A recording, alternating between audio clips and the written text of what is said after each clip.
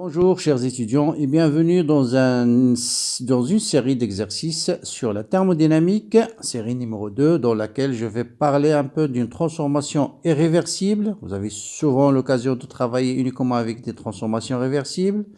Donc dans le cas d'une transformation irréversible, on va voir comment calculer l'énergie interne, travail et chaleur échangées.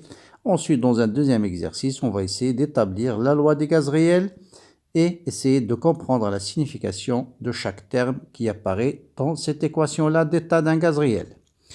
Bien, la série, bien sûr, vous pouvez la télécharger dans la description de cette vidéo-là. Je vais lire rapidement l'énoncé. Donc, on vous dit une mole de gaz parfait enfermé dans un cylindre calorifugé muni d'un piston de masse négligeable. Le piston est libre de se déplacer. Donc, on le lâche de façon brutale de sa position initiale, le gaz détendu du volume V0 jusqu'au volume V1. Quelle est la nature de la transformation? Calculer le volume et la température finale. Calculer le travail fourni au milieu extérieur.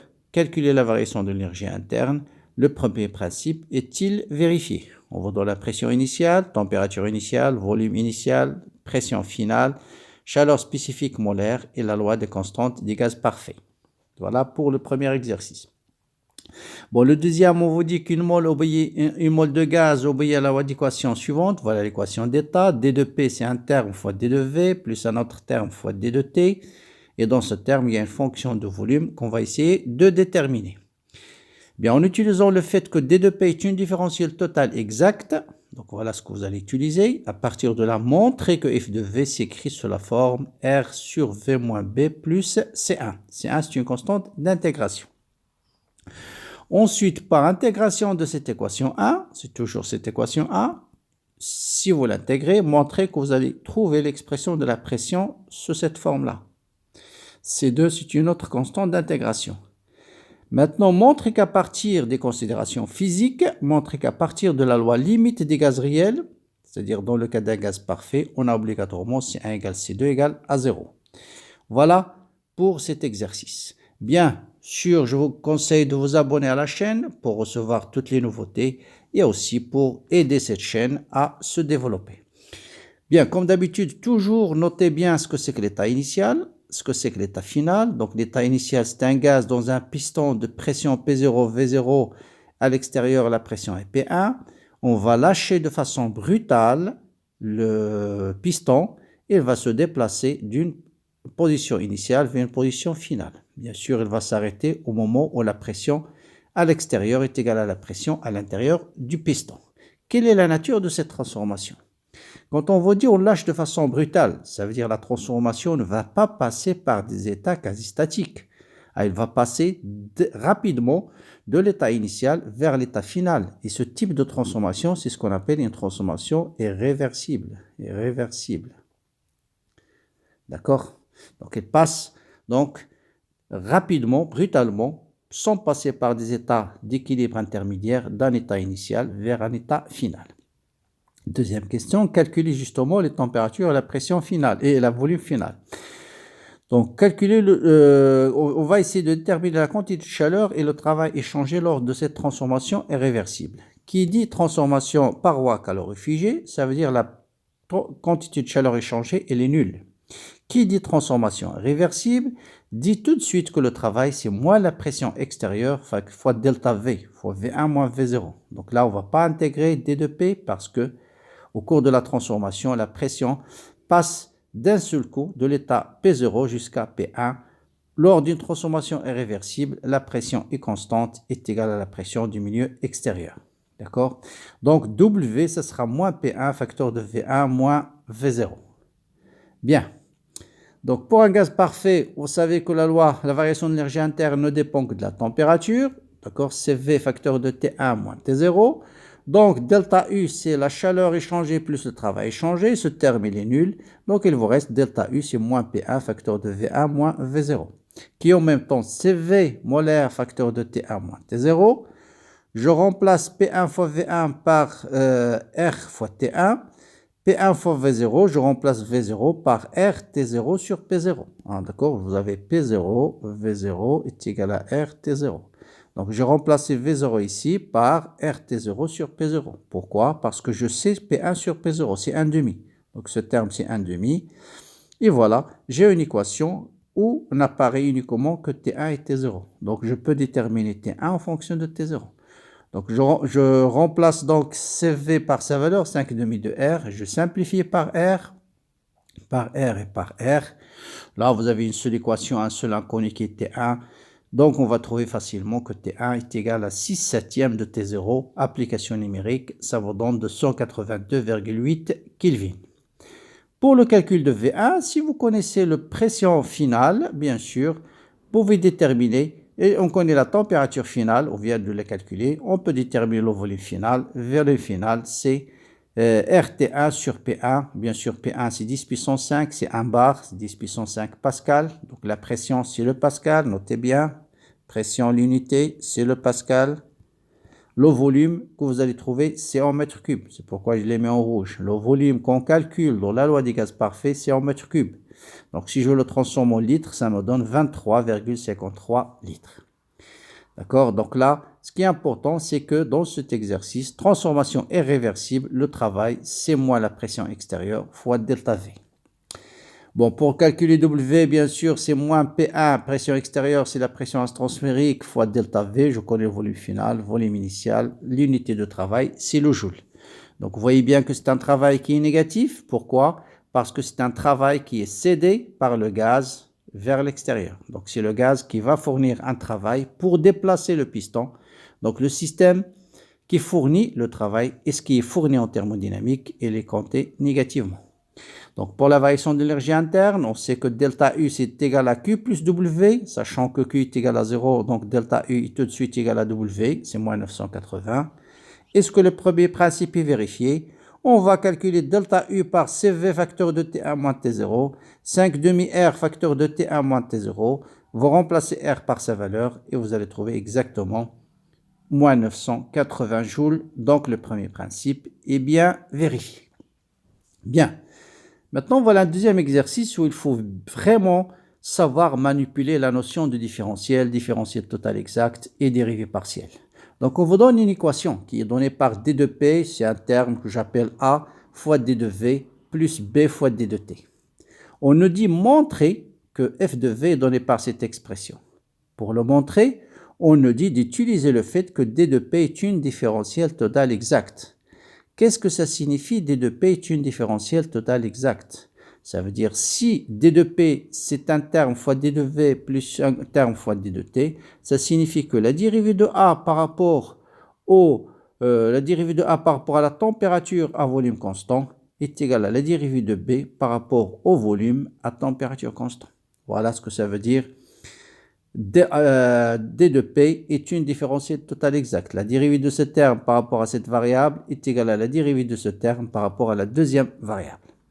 Donc, je peux déduire tout de suite que la dérivée de A par rapport à T, c'est-à-dire la dérivée de ce terme, la dérivée de P, bon, ici c'est dérivée de P ici, dérivée de P, dérivée de A, pardon, oui, c'est ça.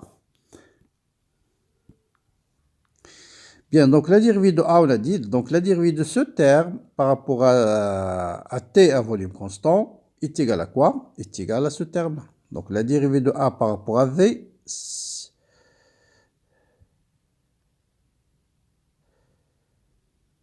par rapport à V est égale à quoi?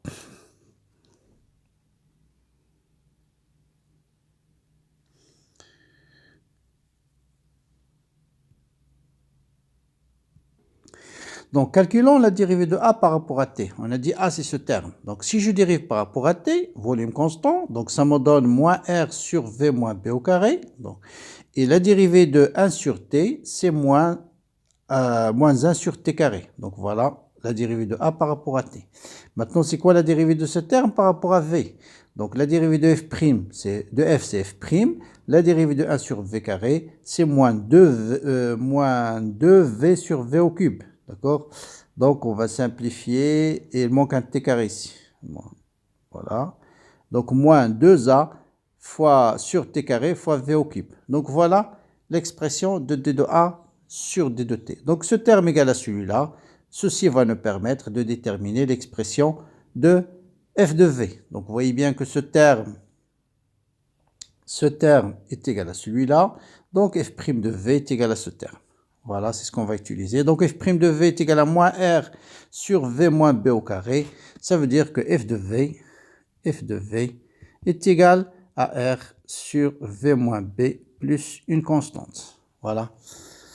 Voilà, donc, je reviens sur tout ça après. Voilà, donc, f de v, c'est r sur v moins b plus une constante. Très bien.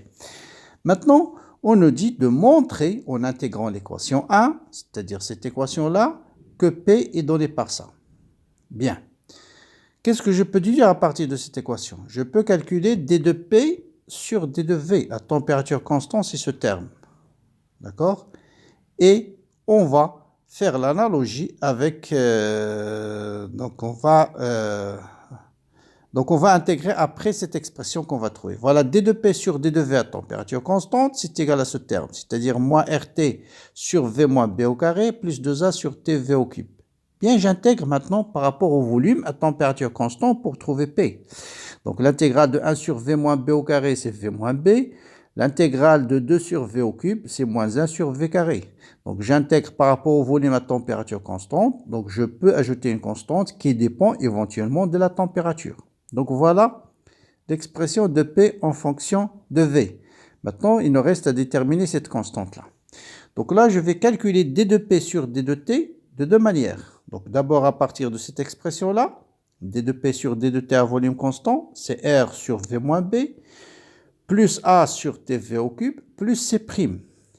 Et d'après l'équation A, je sais que d de P sur d de T, c'est aussi égal à f de V plus A sur T carré V carré. Voilà, A sur T carré V au cube plutôt. T carré V au cube ici. T carré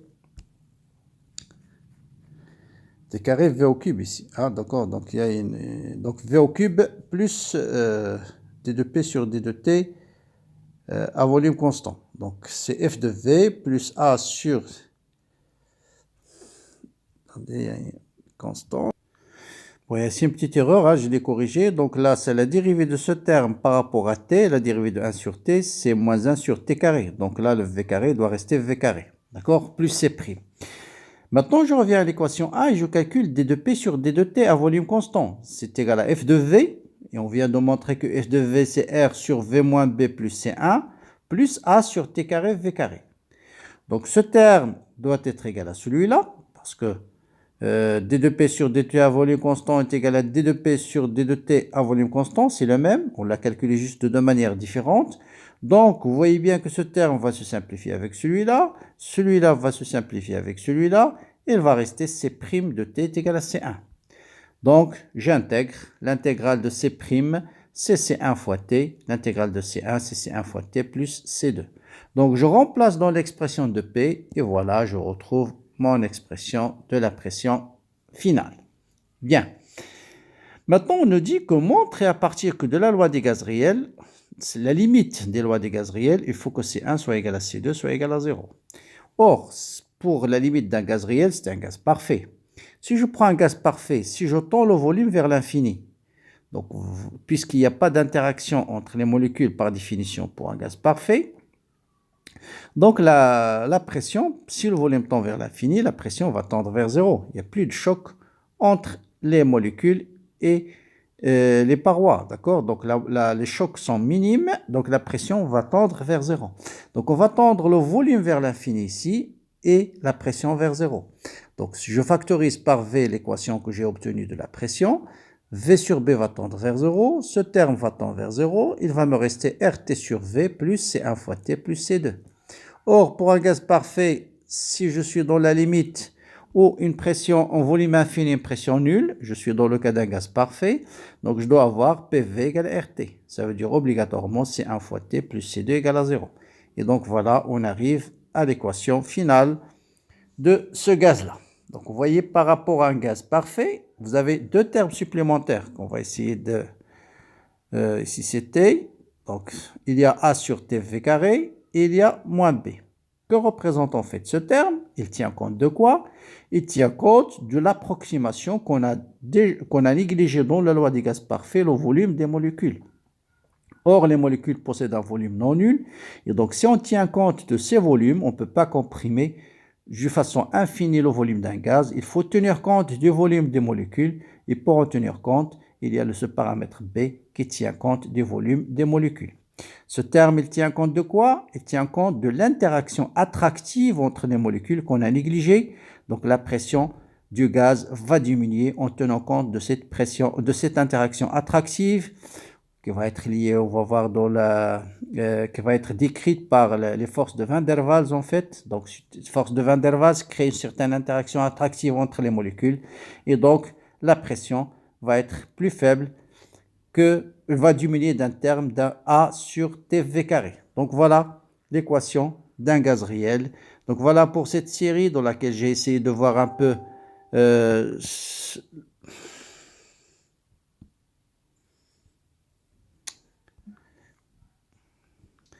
donc désolé pour voilà dans cette série que j'ai essayé de voir un peu la loi des gaz réels et en même temps le calcul de la quantité de chaleur, le travail et l'énergie pour une transformation irréversible. Voilà, bon courage, bonne continuation et à bientôt.